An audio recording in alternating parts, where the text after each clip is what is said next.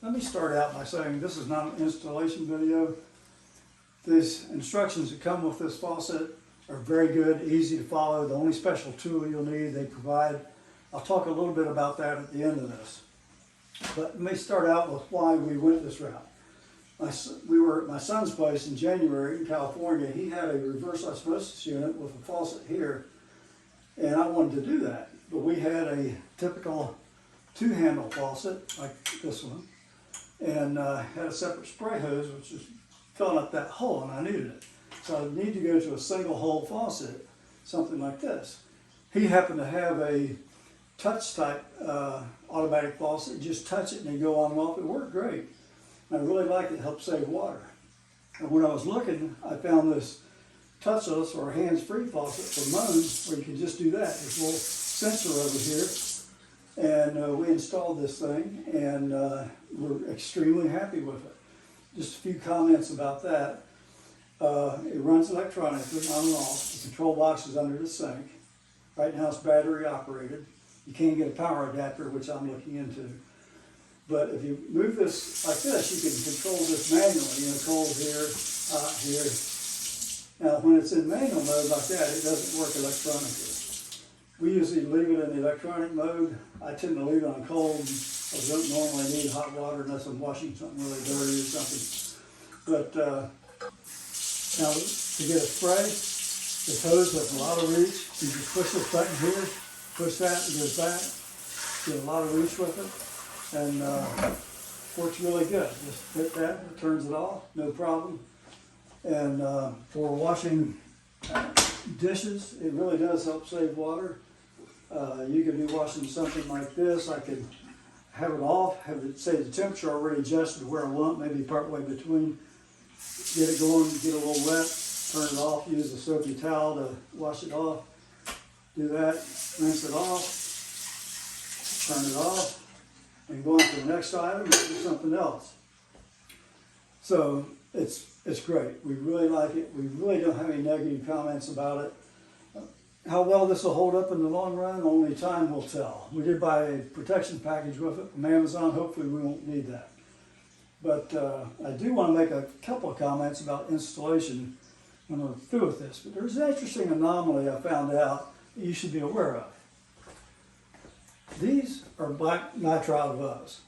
I wear them a lot around the house and the farm, protect my hands. I like to wear them a lot in the wintertime, keep my fingertips from splitting open. In fact, I did a video on that.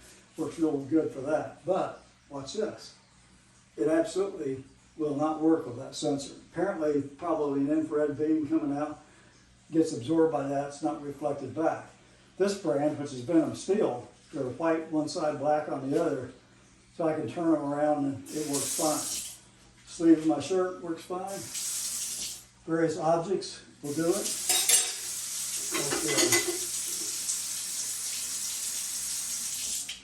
Like, a ball. That, no problem. Now, I found the blackest shirt I had and worked fine with it. So this black shirt does not have a problem with that sensor. Apparently whatever beam's coming out of here is reflecting off of it. But these nitrile gloves absolutely will not work. So if you install one of these and you're wearing these kind of gloves, take them off or change gloves or something and it'll probably work for you. So let's talk about the installation, just a couple of comments on that.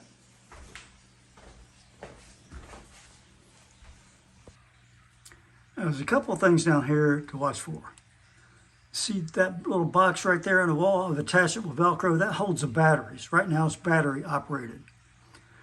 And this right over here,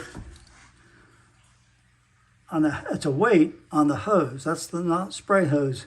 That's a weight, helps pull it down, pulls the nozzle back up when you're done using it. Now to get the maximum length hose, I want this to hang down quite a bit.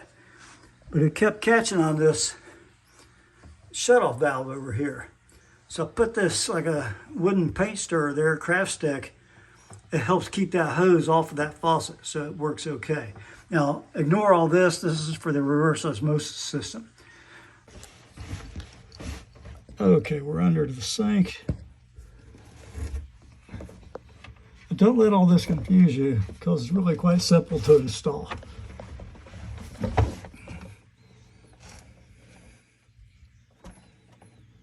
This black box right here holds the solenoid valves in the control system. It just hangs off of the main nut up there. It's got a little bracket on it. Real easy to put in, no big problem at all. So really, that's all I wanted to say about the installation. I don't think you'll have any issues. I hope you liked this video. If you did, please check out our other links. I think if you install this faucet, you'll really like it. I know we do.